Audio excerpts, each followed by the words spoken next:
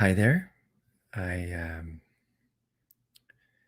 decided to go live today, and all of my attempts at getting a guest failed. Had a guest scheduled for today, was quite excited about that, and yeah, he couldn't make it at the last minute.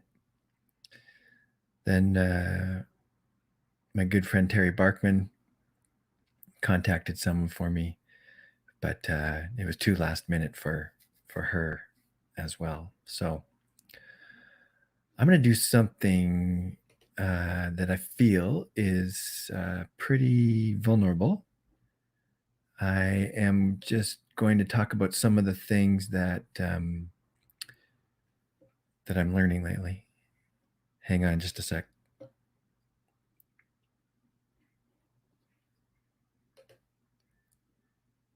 There we go.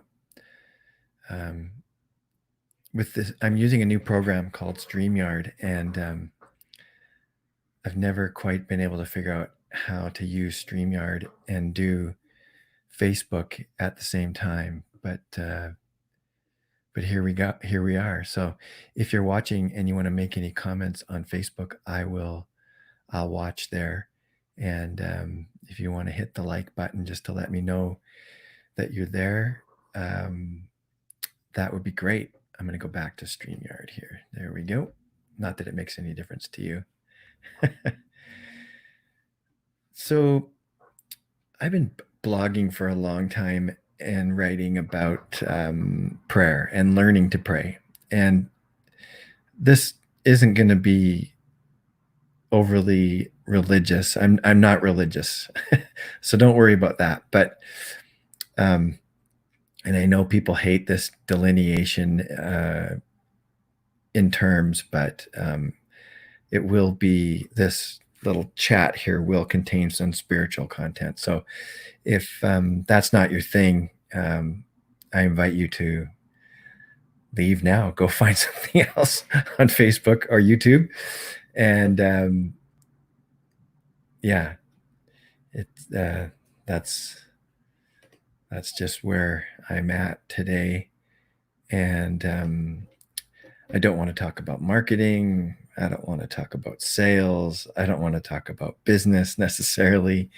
These are really interesting times. I think maybe what I'll do, this is just coming to mind, is I will answer if I have an answer. No, I'm not going to do that. I'm going to go with my original plan. So I'm just going to pull up my journal and my phone, and I'm just going to see what comes up. And I'm just going to talk about some of the things that I have written about lately. Usually these are things that come up during my walks. If you know me at all, you know I walk pretty regularly. And these, I'll just share some of the things that have come up for me lately. So here's a story, again, a spiritual story. I used to, when we lived out in Langley, I used to go to this one particular place and go there to pray. And one day I felt led to just practice stillness. So there's a tree behind me. So I imagined myself being as still as the tree behind me. And so I got still. I'm not presenting this as any sort of formula. This is just what came to me that day. I got still, and I had what all I can describe it as is an experience with oneness. And I just felt, I saw some things. I won't describe those right now, but I felt a real connection to, I felt that everything was connected. And that was, and it was like I call it my oneness experience. I had no concept of oneness at the time. I wasn't like we are the world and oneness kind of stuff. But it stuck with me, and it was a mystery at the time. I had, it was really foreign to my evangelical upbringing. It's not something that we talked about, and even my theological training, we didn't really talk about oneness at all. And it seemed amazing. It was quite a profound experience, and it's one of those things that's really hard to describe. And it was about, it's about 50 yards back to the trail, the main trail. And I got out there and I just heard the words, "Be still and know that you are God." And I almost fell over. Like it was like spirit landed on me and wiped me out. So it was quite a powerful spiritual experience. So I say all of that and that was like 10 years ago. And it's kind of stuck with me. And I keep learning more and more about oneness and how things are connected. And so, um, if you're just joining me now, I'm just going to read things that have come up for me in my journal that I've journaled about lately, and just see where it goes. And so, um, I started to look at this one, and I wanted to give some background and some context to it. So, um, I wrote, "I forget about my connection to everything. And when I remember my connection to everything and that everything is connected, I am much more likely to operate out of love. I am much more likely to operate from my center." I think there's this when I live in my separate self and forget that I am connected to everything and to everyone, I'm much more likely to be selfish. And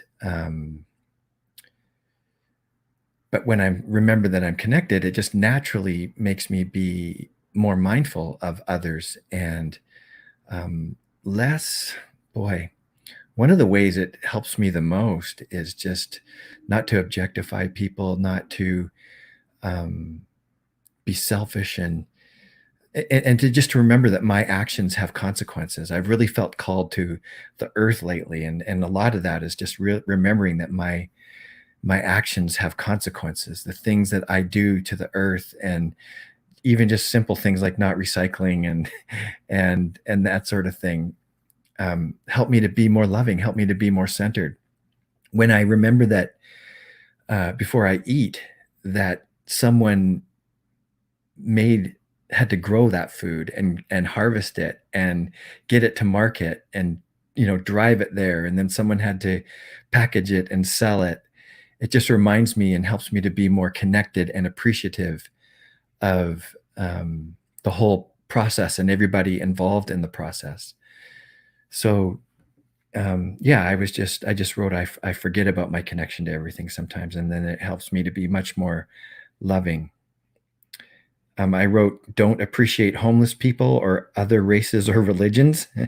Spend some time with them, hear their story, and find the connection." Um, this is a crazy story. Not crazy, but I find this to be an interesting story that speaks to this. I was selling a townhouse out in Abbotsford, and the security guard there was this old East Indian fella, and we started talking and got to know each other. And one night, he brought me some sweets, some Indian sweets, and we sat on the porch and ate them. And he lifted his shirt and showed me his scar. He had open heart surgery, and he just out of the blue lifted his shirt and showed me his scar. And it was just one of those times where, I heard his story and we connected, and it was someone from a whole nother race and religion, but um, yeah, that we connected, and it was just really, really cool. And I'll remember him forever. It was really neat. And so, if we're curious or distrusting of people because they're different, man, I found if you hear their story, it makes all the difference in the world. And I say this all the time. Like when I worked on the downtown east side, to hear people's stories, um, it helped me to connect with their humanity. And my first CEO down there, he used to say, no one ends up on the downtown east side of Vancouver. If you're not familiar with the downtown east side of Vancouver, it's one of the poorest postal codes in Canada.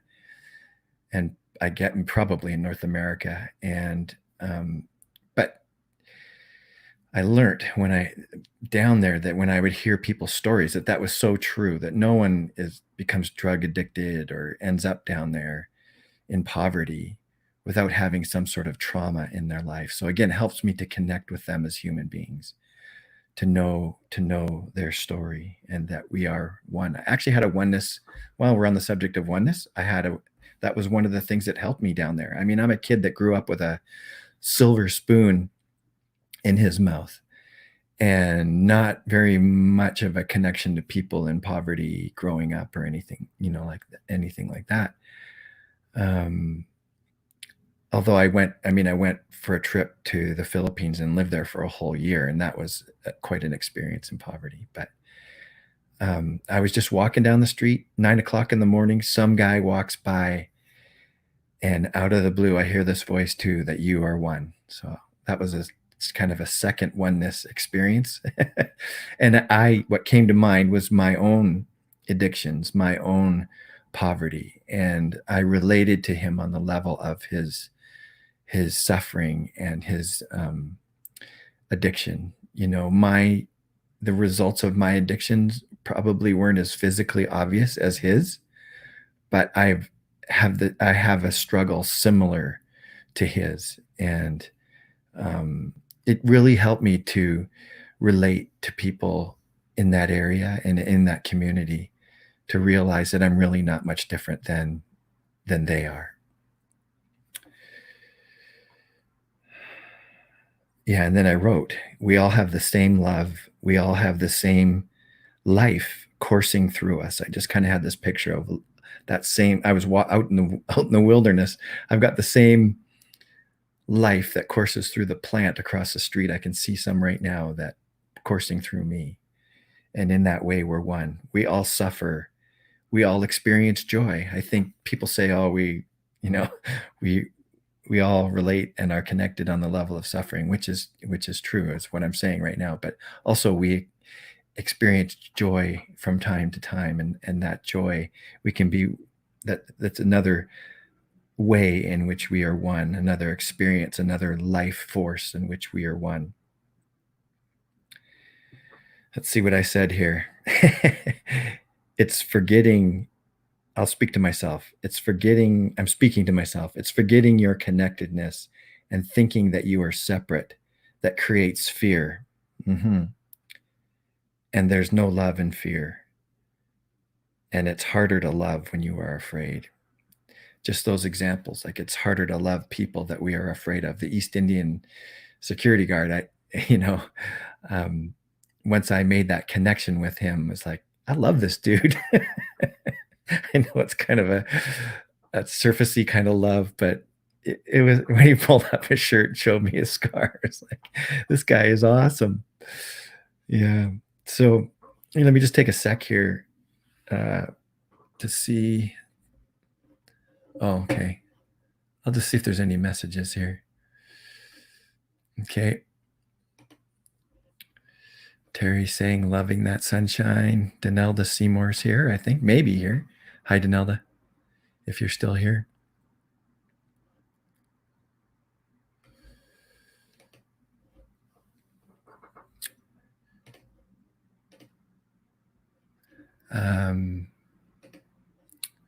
Okay. Well, that's almost 15 minutes of that. That's not bad for me. I rarely talk that long. Let's see. If there's only a couple people on, but man, if you give me a like, maybe I'll grab something else. Okay, great. Danelda's making a comment here. Felt the oneness when not sure what she said. Yeah, something about touching the ground and felt the earth. Yeah. Yeah, it's easier for me to experience oneness when I'm outside and have no trouble. There we go. We can we can post it Everybody can see your comment there, Donald. I hope that's okay. Oh, she laid down and felt the earth. Yeah, neat. And Donalda's one of my contemplative friends, and has been a great encouragement to me and a great friend. And yeah, when you lay down on the earth. I'm wondering if I should leave it there. Let me just check here.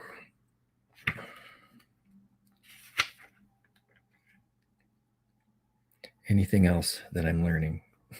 There's lots of things. Okay, here's subject number 2. Will be, hang on, let me just see what Danelle said here.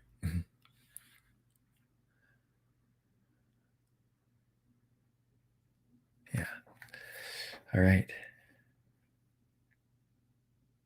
Okay, there's a couple things I could do here. And maybe these are interrelated. So here, subject number 2, and then I'll wrap it up, is I think like a couple years ago, I was at a workshop and it was kind of about, trying to, it was led by a coach, and it was trying to find your purpose and, what to do next kind of thing. And my conclusion at that time was that I wasn't going to push the river.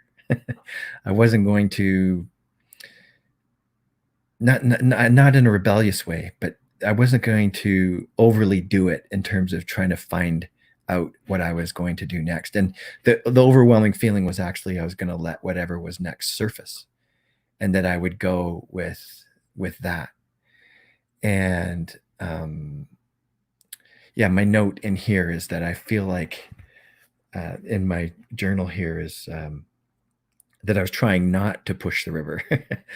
and actually, since I've been working for myself the last couple of years, there's been a real temptation at times to push the river. Less so lately, but there has been a pressure to do that at times. So in marketing and sales, especially, one of the things there's all kinds of strategies that you can follow. You can create a funnel, and you can pay people you can pay for ads, and you can do all this stuff and post all kinds of stuff. And I've just kind of refused to do that, or just chosen not to do it, is better terminology, and to just be open to receive, and to, when an opportunity presents itself, to follow up and to work with people, but not to go crazy and not go out of my way necessarily to create work and just work with whomever. And yeah, I said I'm just trying to accept work as it comes along. And I said I suppose I could appreciate it more. So let me just express my appreciation for it right now. I really appreciate the work and the contracts that I have right now. And for Kath too. I won't say specifically what has happened, but Kath has been really blessed lately as well in terms of work and stuff. And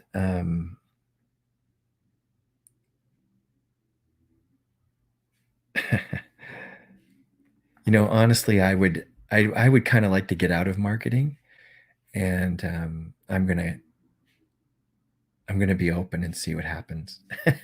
As I'm open, marketing opportunities keep coming to me, so I'll keep doing that. But yeah. All right. Here, and I'll just wrap up with a little meditation tip, something that's really worked for me lately. And probably 3 months ago, I shared this at a quiet day that I had with some friends, and we take turns leading it. And I felt led to share this with them because I felt like it was really working for me. And that is and this is just a mindfulness strategy, and that is to just be with my thoughts and feelings as they come up. and not to jump on board with them. It's a little bit like centering prayer. It's a little bit like other forms of meditation, and it seemed to really speak to people that day. So and be helpful to a number of people that day. And someone just made a comment about it last week or the week before in our group about being with, and it's kind of it's on that level of being aware, and if you add a little bit of compassion to that, like be with whatever arises, and be compassionate towards yourself, be compassionate towards your feelings, your thoughts, whatever comes up, whatever surfaces. Like this would be a meditation practice. You're intentionally being still.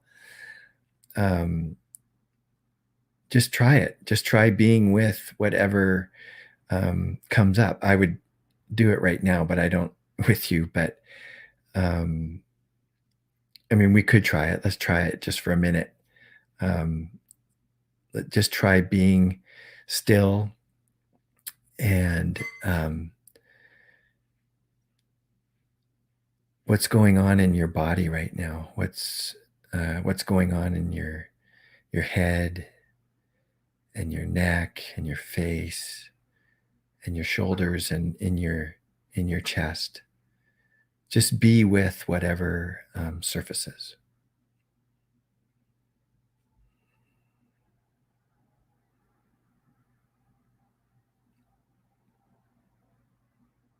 And it's hard for me how to describe to even how you can even do this. I mean, you could just say the word love, but offer yourself a little bit of compassion. Do it all gently.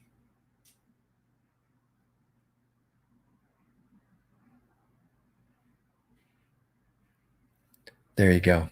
Just a little taste of what that's like. All right. I'll wrap it up there. Let me just see what's going on here. Danelda, thanks for joining me today. It's great to have you here and someone to appreciate your comments. Yeah, I'll wrap that up. I'll wrap it up. Take good care, and I do have some guests lined up for the coming weeks. Jim Gardner, who's a coach, and Carla Adolph is an artist and a musician. She'll be with me on Friday, and we're efforting. Someone always used to say efforting. I think it was on a sports talk program. We're efforting Sean Hall, who just released an album on an acoustic album. So I want to do a bit more with music and interviewing artists. So Sean is scheduled to, well, he's not scheduled yet, but all right. Danelda says, thanks. That was like drinking a glass of cool water. Danelda, I hope it's okay that I'm putting your comments up. Let me know if it's not, but I guess it's too late now. We're done. We'll talk about it for next time. All right. Thanks, everybody. I'll do a little watch party. So if you've watched to the end, thank you for watching the watch party. Take good care. Bye.